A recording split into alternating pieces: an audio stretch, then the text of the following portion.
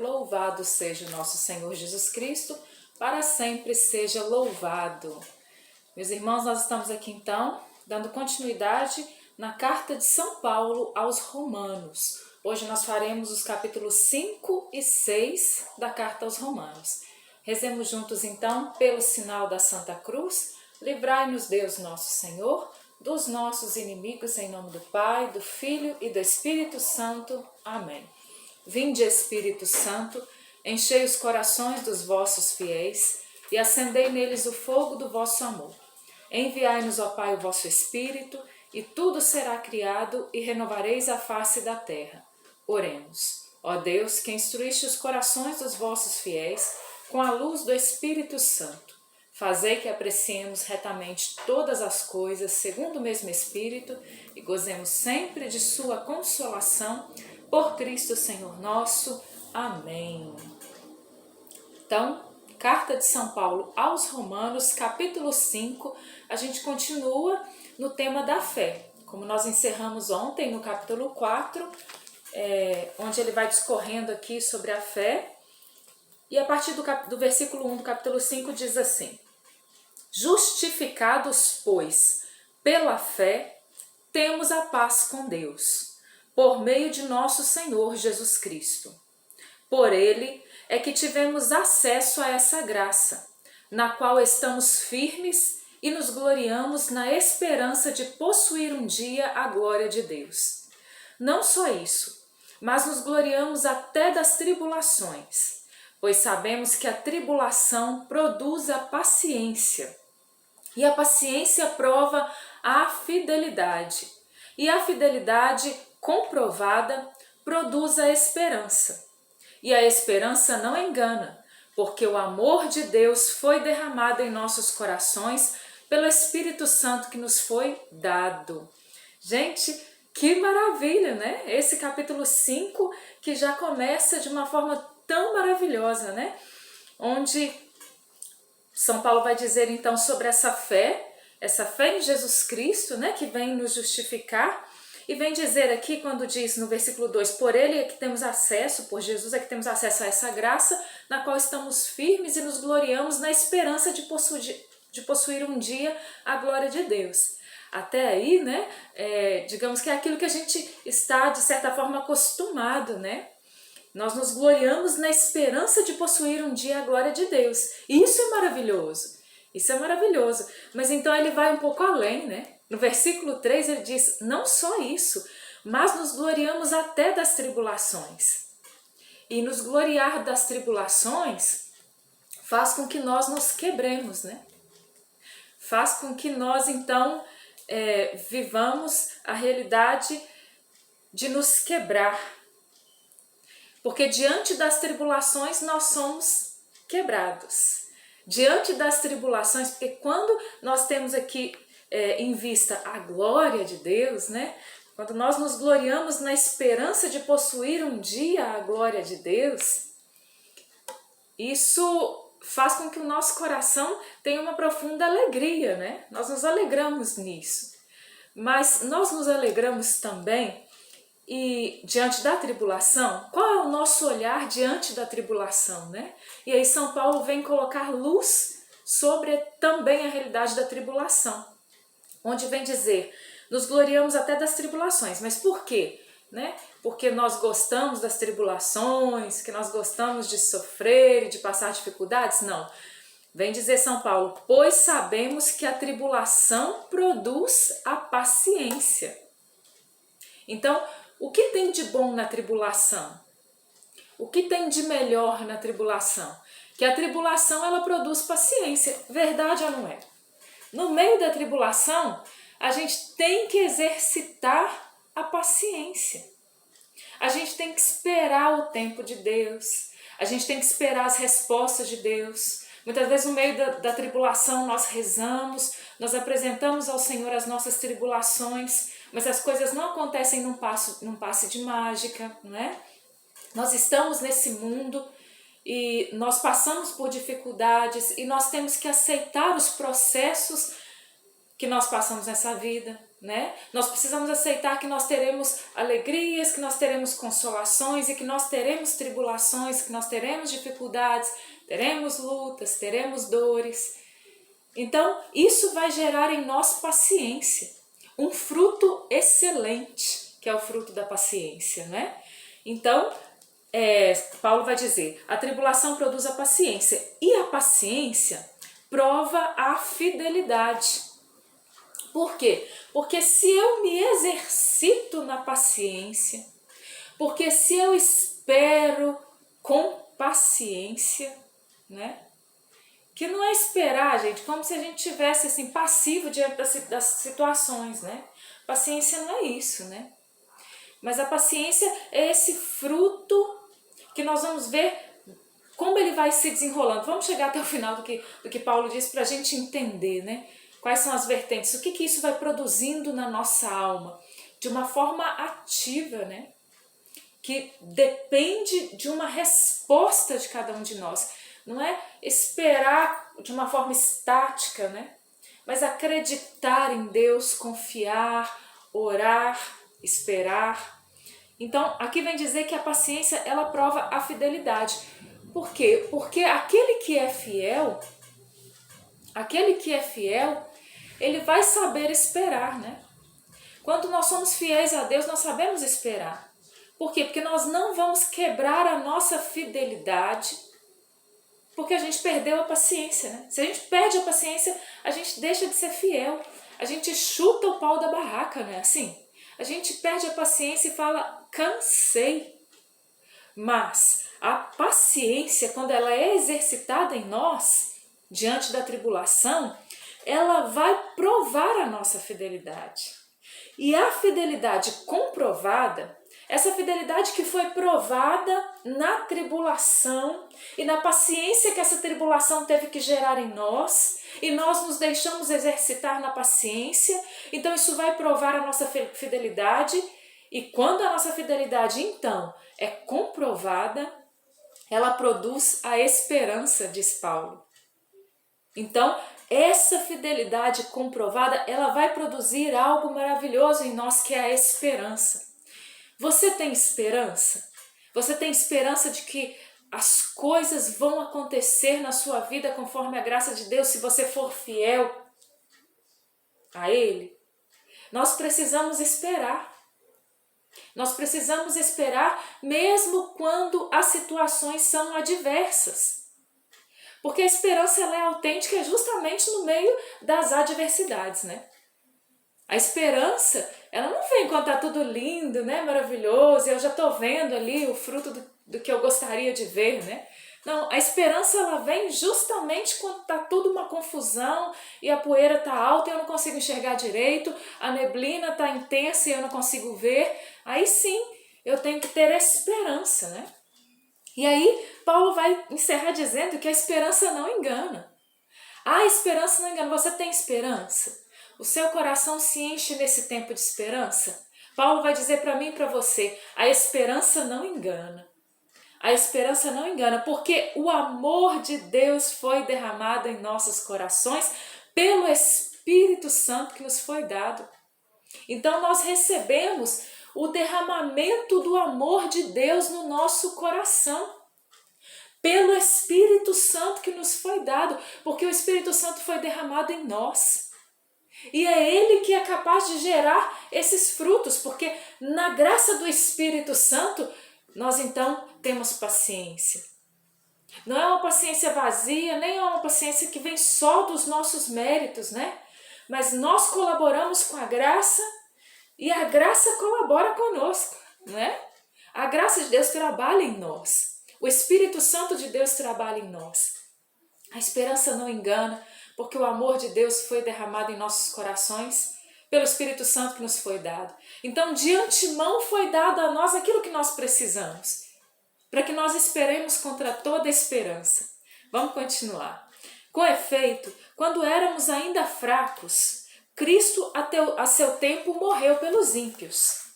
Com muita dificuldade, alguém aceitaria morrer por um homem de bem.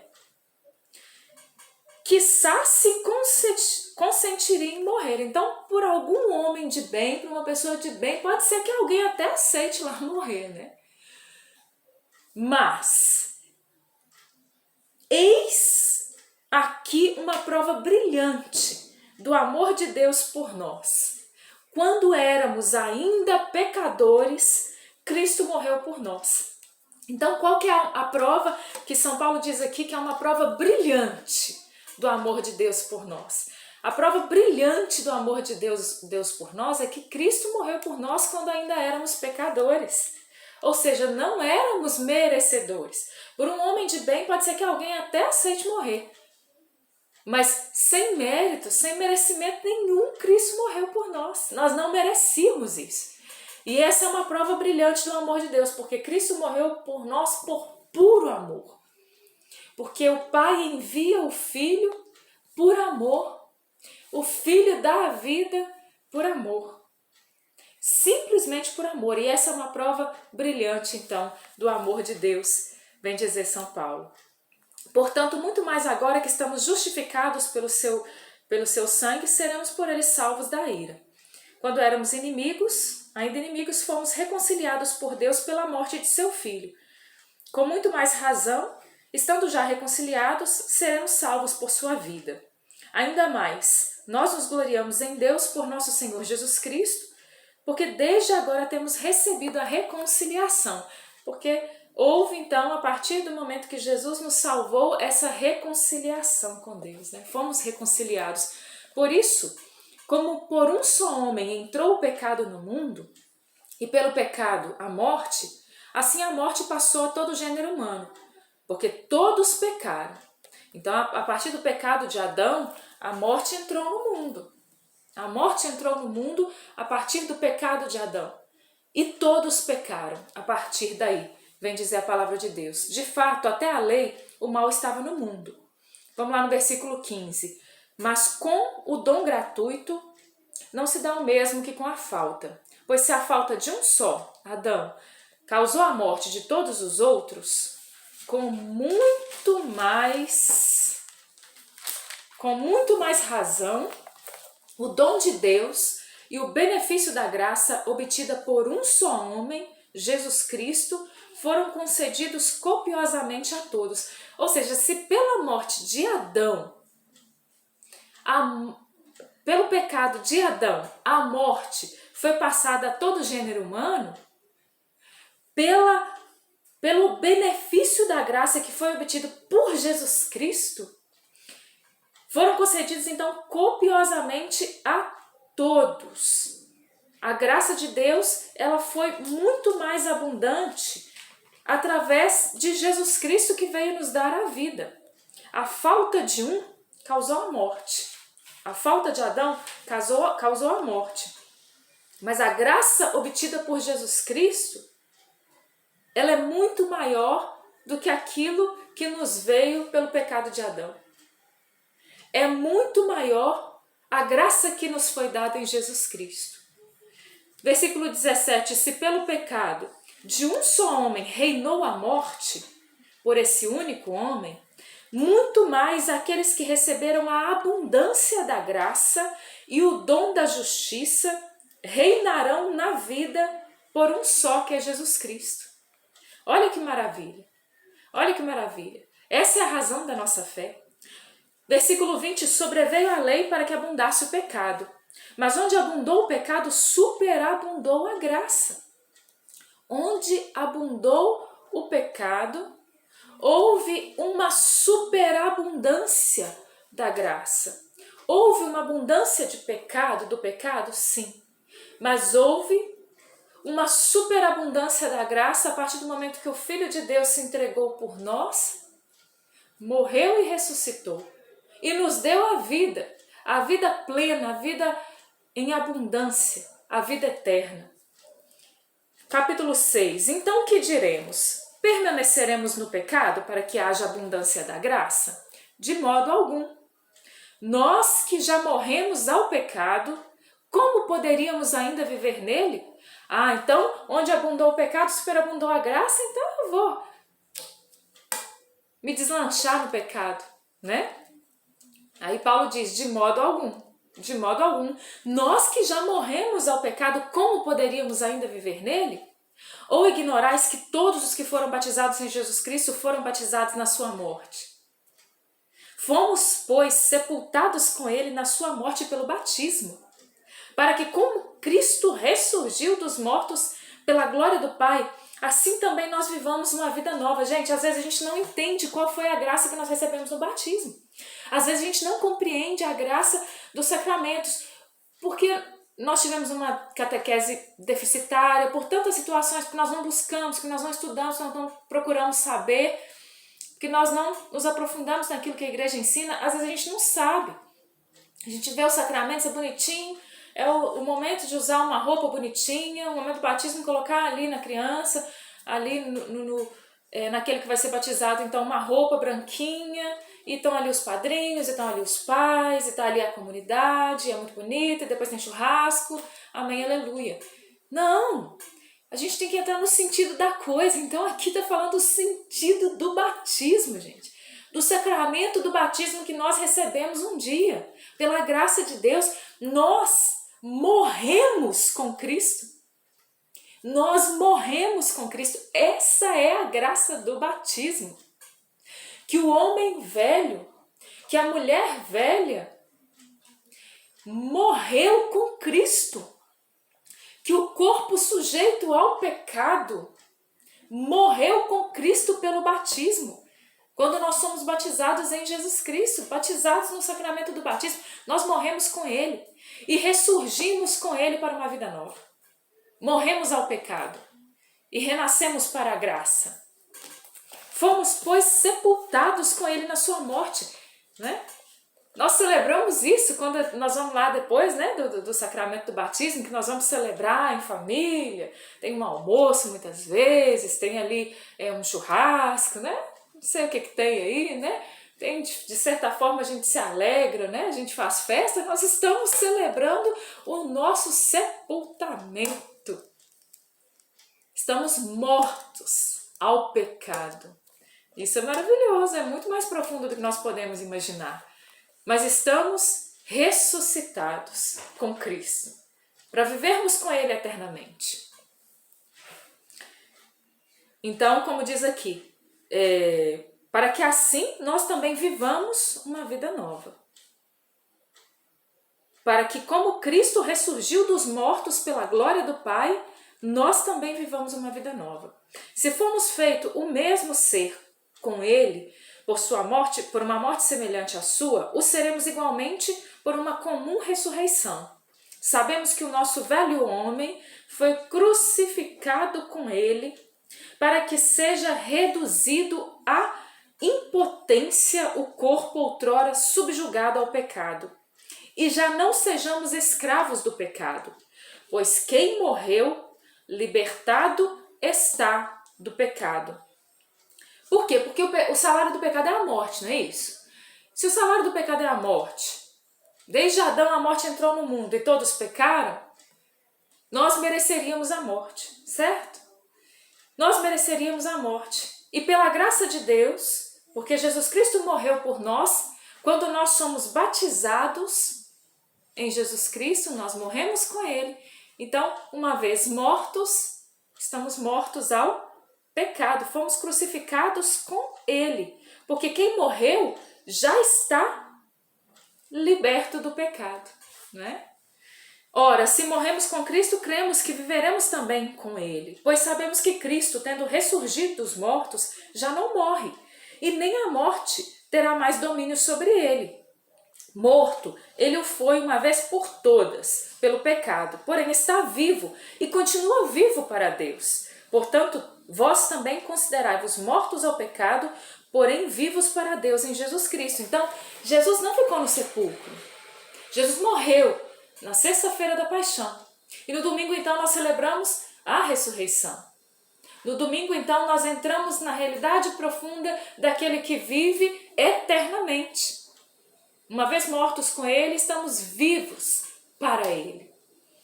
Não reine, pois, no versículo 12 vem dizer Paulo, o pecado em vosso corpo mortal, de modo que obedeçais aos seus apetites. Então aí entra a nossa participação ativa. Aí entra o uso da nossa liberdade, mas com o uso da nossa razão, diante daquilo que nós assumimos pelo batismo, e nós sabemos então que nós estamos mortos ao pecado e que nós estamos então libertos pelo Senhor para que vivamos uma vida nova com Ele. Mas então não é só isso, né? Agora precisa de uma resposta. E qual é a minha resposta? Não reine, pois, o pecado em vosso corpo mortal, de modo que obedeçais aos seus apetites. Nem ofereçais os vossos membros ao pecado, como instrumentos do mal. Oferecei-vos a Deus como vivos, salvos da morte, para que os vossos membros sejam instrumentos do bem a seu serviço. Então nós vamos agora, depois de sermos salvos por Jesus Cristo, de sermos batizados, nós vamos agora deixar que o pecado reine no nosso corpo? Ou nós vamos viver pela graça? Ou nós vamos nos oferecer a Deus como vivos, salvos da morte, para que os nossos membros eles sejam instrumentos do bem, a serviço de Deus? É isso, né? É isso. O pecado já não vos dominará, porque agora já estáis sob a lei. Já não estáis sob a lei, e sim sob a graça. Então, para que a gente entenda isso aqui de uma forma prática, né? Pega um crucifixo, se você tem um crucifixo perto de você, e dá uma olhada nesse crucifixo. Jesus morto pelos nossos pecados, Jesus que dá a vida pelos nossos pecados, e que nós sabemos passou pela cruz e está vivo, ressuscitado. Que nós, olhando para o crucificado, nós possamos dizer então que nossos braços serão os braços de Cristo, e que nós usaremos os nossos braços, as nossas mãos, para fazer aquilo que Jesus faria. Que nós usaremos as nossas pernas, os nossos pés, para nos levarem aonde Jesus deseja, para irmos aonde Jesus iria. Que nós usaremos a nossa mente, a nossa razão, a nossa inteligência para pensarmos como Cristo. E fazendo uso da nossa razão, a gente possa então verdadeiramente lutar por uma vida de santidade, por uma vida nova. Que nós vamos usar os nossos lábios para proclamar essa palavra da vida e para levar a palavra de Deus, a palavra de Jesus Cristo a todos os homens. Que nós vamos usar do nosso corpo santamente, para que um dia o nosso corpo possa resplandecer glorioso no céu com Jesus. Lá onde não haverá choro, lá onde não haverá enfermidade, onde não haverá tristeza, mas onde reinaremos para sempre com Ele na glória. Lá onde, na bem-aventurança do céu, nós seremos felizes verdadeiramente, porque nós achamos que aqui nesse mundo, quando nós nos entregamos ao pecado, nós somos felizes. E isso é um obscurecimento da nossa inteligência, porque isso não é verdade. A nossa alegria está no céu, a nossa alegria está na presença de Deus, a nossa alegria é estar com Ele eternamente. Nisso é que está verdadeiramente a alegria. E é burrice pensar que não. Porque se nós queremos então nos entregar ao pecado pensando que nisso está a nossa alegria, né? Ah, não, a alegria está em vamos viver a vida, né? Vamos viver a vida, como é que você vai viver a vida, né? É uma questão de escolha e de uso da razão. Então, havemos de pecar pelo fato de não estarmos sob a lei, mas sim sobre a graça, de modo algum.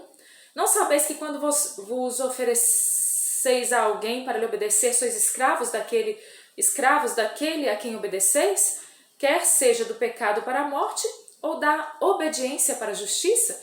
E aí é a nossa escolha, se eu quero ser escravo do pecado ou da obediência, né? Para a morte ou para a justiça.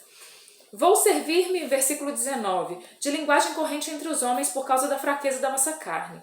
Pois como pusestes os vossos membros a serviço da impureza e do mal para cometer a iniquidade, assim ponde agora os vossos membros a serviço da justiça para chegar à santidade.